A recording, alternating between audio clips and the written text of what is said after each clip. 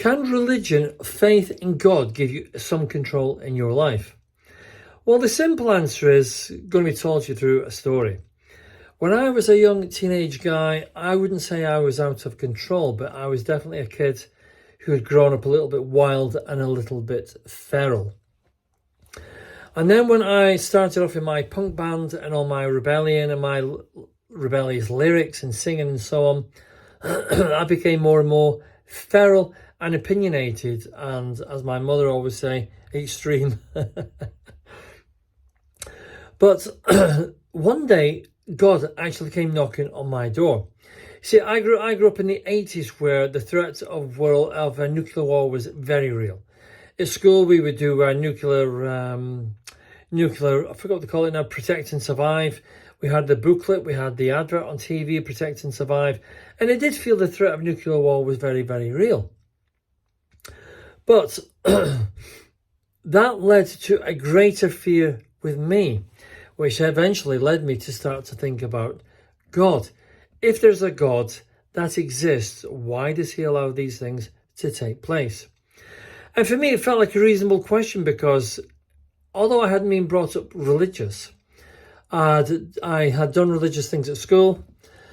I'd certainly seen Bibles around my house, although my parents were not religious at all. And in fact, my parents got all her children. I was 16 when I was, I wouldn't say baptized, I would say christened, which is probably slightly different. And I was 16, my mother said, do you want to get christened because your sister wants to get married in the local church? And I said, yes, I'll do that. And all four of us, me and my three siblings, we did that. But for me, something even more powerful happened. And that was the fact that when I was 25, I thought I discovered God.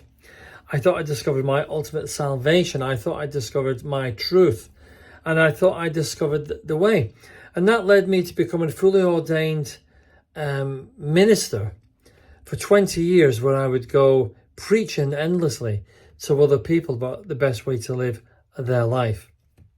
Now, although it's nearly 20 years since I did that, I would say it definitely gave me an extremely valuable lesson in life. And that lesson really for me was there are greater things than myself. There are greater powers, there are greater movements, there are greater energies, greater dimensions than myself. Of course, this is what I believe. That doesn't mean everybody believes that. And of course, there's certainly those atheists like Richard Dawkins who would absolutely battle to the bitter death to say otherwise. But the fact is, there does seem to be bigger powers out there. And so that's what happened to me when I was in my 20s. This thing came along, I accepted it, I believed it, and I practiced like a hardcore Christian fundamentalist minister, which I enjoyed and I didn't enjoy. I found that a lot of pressure, 5 meetings a week. But you know what? That left a mark on me that made me a better man. It taught me the skill of study. It taught me the skill of reasoning. It taught me the skill of understanding others. It taught me the skill of patience. It taught me the skill of showing different aspects of love.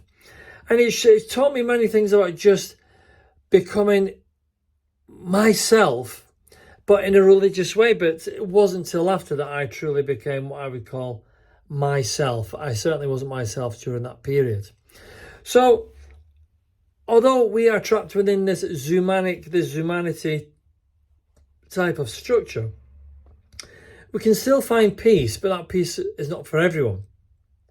That was just an experience that happened to me where I finally discovered this conversation that I'd been hearing all my life, and the conversation was God. So God can come knocking on your door, but in different varieties, in different ways, in different shapes, and different sizes. That's up to you. But of course, this was all my part and my escape from Zoomanity. Don't forget to follow and subscribe. Thanks. This is Alan Forrest Smith from alanforrestsmith.com.